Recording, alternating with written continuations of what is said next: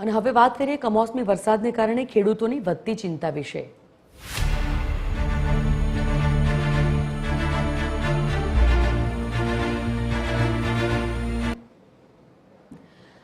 વલસાડ જિલ્લામાં સતત 4 દિવસથી વરસેલા વરસાદને કારણે જિલ્લાના મુખ્ય પાક એવા કેરીના પાકમાં વ્યાપક નુકસાન થયું।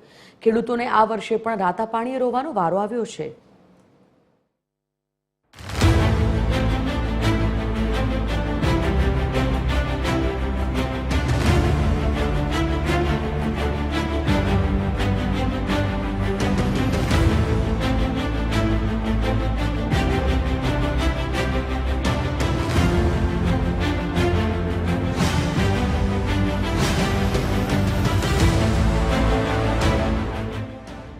દર વર્ષે વલસાડમાંથી હજારો ટન કેરી એક્સપોર્ટ થાય છે।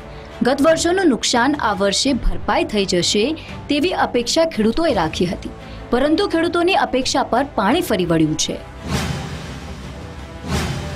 ગઈ રાત્રે જે વાવાઝોડું આવ્યું એમાં કેરીને બહુ ભારે નુકસાન છે ખેડૂતોને ને મારી જ વાત કરીએ તો 20-25 એકરની કલમના ઝાડમાં મારે 70-80 મણ કેરી પડી ગઈ છે ને એ કેરીની બી કોઈ એ બી નથી કે મંડીમાં લઈ જાય તો 200-300 રૂપિયાની વાત કરતા છે એ લોકો વેપારી લોકો પેલા કાંટાવાળા।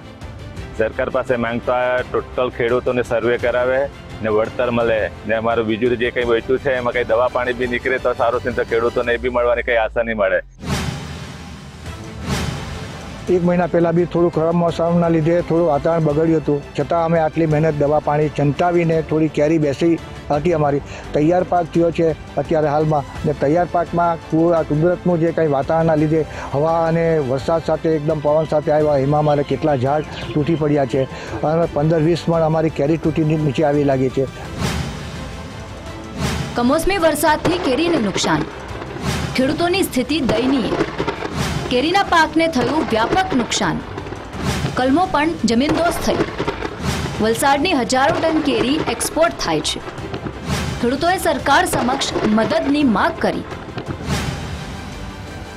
વલસાડ જિલ્લામાં કેરીના પાકમાં થયેલા વ્યાપક નુકસાનના પગલે ખેડૂતો સરકાર સમક્ષ મદદની માંગ કરી રહ્યા છે।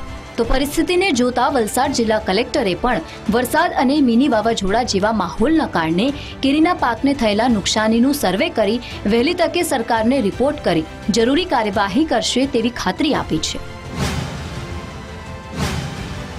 जो नुकसान થયું છે આમાં ઘણા બધા વિસ્તારોમાંથી ખબર આવી છે કે કેરીની ફસલનું નુકસાન થયું છે, તો કેરીની ફસલનો સર્વે કરવા માટે ડીડીઓ સાહેબ સાથે વાત થઈ હતી અને એમનો સર્વે બાગાયત અધિકારી અને ખેતીવાડી અધિકારી મારફતે ચાલુ થઈ ગયું છે અને અમે લોકો ટ્રાય કરીએ છીએ કે 2-3 દિવસમાં સર્વે કમ્પ્લીટ થઈ જાય પછી અમને સરકારને જાણકારી આપી દઈશું। તોફાની પવન ફૂંકાતા આંબાવાડીઓમાં કેરીઓ ખરી પડી હતી, તો કેટલીક જગ્યાએ વાડીઓમાં કલમો પણ જમીનદોસ્ત થઈ હતી। ખેડૂતોના મોઢે આવેલો કોળિયો છીનવાઈ ગયો છે। આ વર્ષે પણ છેલ્લી ઘડીએ ખેડૂતોને મોટું નુકસાન સહન કરવાનો વારો આવ્યો છે। હિતેશ પટેલ, TV 13 ગુજરાતી, વલસાડ।